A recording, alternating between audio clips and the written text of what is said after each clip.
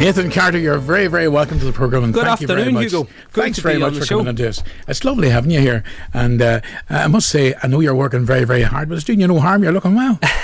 I've been trying to eat healthy since Christmas, and I was off for a couple of weeks, and I went to America, and I put on about a stone. So I've been trying to slim down since. You know. And I must say, you got the haircut this morning, did you? I did. How did you know? You got the ears low. Tell me this. Tell the people who Mary up here or Mary Mike put you in mind of.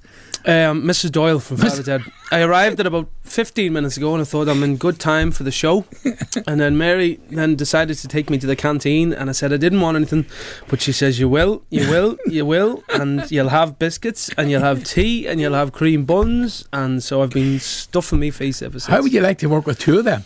Well, I'd say I'd be about 20 stone by the time I leave, to be honest with you. Well, you have no problem with your figure anyway, and you're doing some good business. And I know since you signed up with the Decca label, you're doing fantastic work over around about England and a lot of promotion over there as well. Yeah, well, I've been very busy since I got back about 5-6 weeks ago. We started gigging, and I've been to England every week. Sort of Tuesday, Wednesday, Thursday, going around the radio stations, doing a bit of TV, and we've called into an Irish centre every city we've been in. Just like off the cuff thing, a bit of an acoustic thing. Yes. Me and John, who plays guitar with us. So we were in Birmingham the other day, and we visited Glasgow and Liverpool and Manchester, and it was great. And I did a gig in Liverpool, which I haven't done in years since I left Liverpool about 6 years ago, and I was never as nervous in my life. There was a load of my friends turned up from school, and loads of family that I haven't seen in ages. So there was about 250 people in St Michael's Irish Centre in Liverpool, and I've played some really big gigs over the last couple of years, and I've been so grateful to play them. But I've never been as nervous as last week in Liverpool, playing to the 200 and odd people that were there. I tell you. You know, Nathan, you're after saying you left and you come over here 6 years ago. It was a big step for you because you were well established over as a one-man band around the Liverpool and all around that area, and to come over here and sort of walk away from that, how did you feel? Yeah, well, it was a big step, and I'd been playing the pubs and clubs around England since I was 16. I left school at 16, and my nan used to drive me to all the gigs because I couldn't drive. You've met me nan. She's it's a lovely woman. 74, but thinks she's 24, But so she used to drive me to all the pubs, the clubs, and the Irish centres in London. I remember playing in the Galtymore when it was there. That was one of my last gigs as a solo act before Big Tom. He closed it. He did 2 nights, and I supported him on one of them. And I was never as nervous in my life, standing me and a keyboard singing to 2,500 people, You mentioned your granny and your school days and the whole lot. When did you realise that music was going to be your career? I remember sitting in primary school and just dreaming about being on stage and dreaming about having a band. That was the big thing, having a band and being able to go and tour. And I grew up listening. Well, every day after school I went to my nan and granddad's house. They picked me up. And this was from the age of about 5 till I was about 10.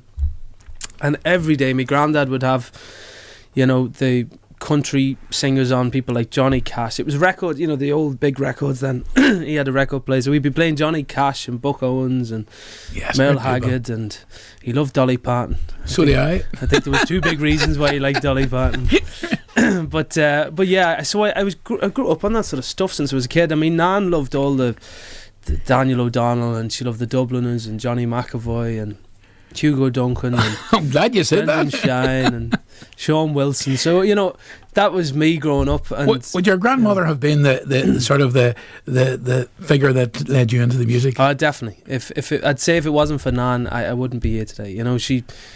My mum and dad were very supportive, but my nan really pushed me, if you like, and it was I know there is pushy grandparents, but my nan wasn't that pushy. She knew I wanted to do it, so she'd drive me to music lessons.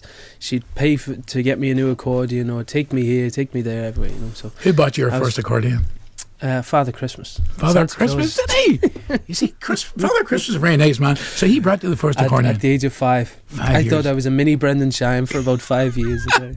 We had Brendan Shine in here one day, and I mentioned that to him as well. That you held him in you actually called in that day, I think. And I did, yeah. When he was on, he was getting. Yeah, I remember texting. Yeah. So it was very good. It meant a lot to him too. Brendan and Sean Wilson. I remember just going to the Irish Centre in Liverpool, watching Sean Wilson, and just being mesmerised by this accordion. And you didn't realise where you were going to end up. No, I didn't, and I could do with some lessons, to be honest. Since Do you remember the first Irish record you bought? the first Irish record I ever bought, I don't. No. I have a bad memory now, to be honest. But you're into the accordion playing like Brandon Shine. Yeah, no. Well, I was a big fan of Johnny McAvoy for a long time, to be honest. He I penned loved some his great stuff, songs. and I loved his songwriting, and loved his songs. I mean, a lot of them were kind of slow ballads and stuff, you know, and it wouldn't have been the happiest of songs, but no, I always really admired his songwriting and his voice, you know.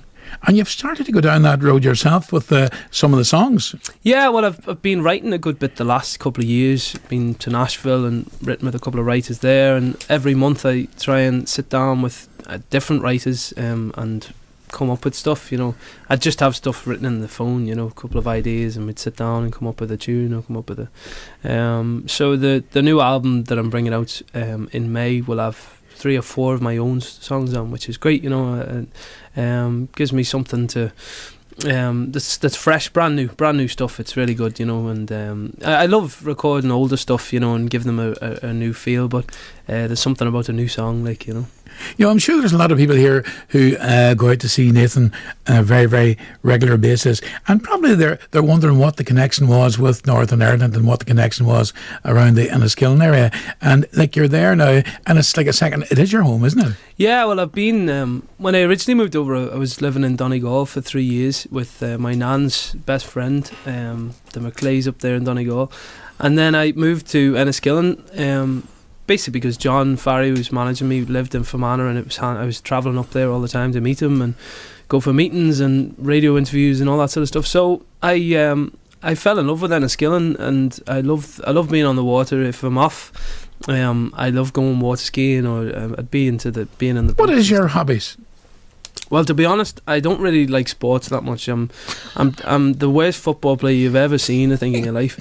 I'm rubbish at everything, to be honest. But you know, so my hobbies are I like going to the cinema, and I like being on the water, going water skiing, or taking the boat out. You know, that's good fun.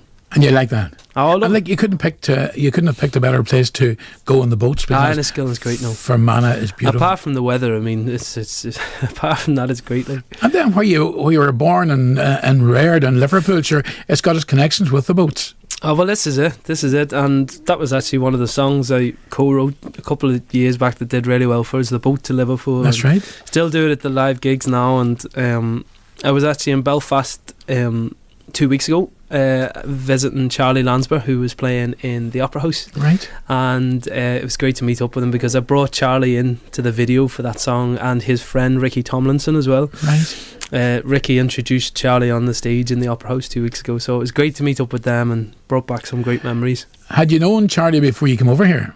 I did, yeah. Just through the musicians in his band, and my granddad took me to see him a good few times whenever I was young, and always thought Charlie's show was brilliant. He's such a funny man, like his jokes in between songs and his little stories that he tells he's brilliant, you know. I'm just smiling here when you said whenever I was young. When you're my age, you have a right to say that. Not your age, you're a young man yet, and you're playing.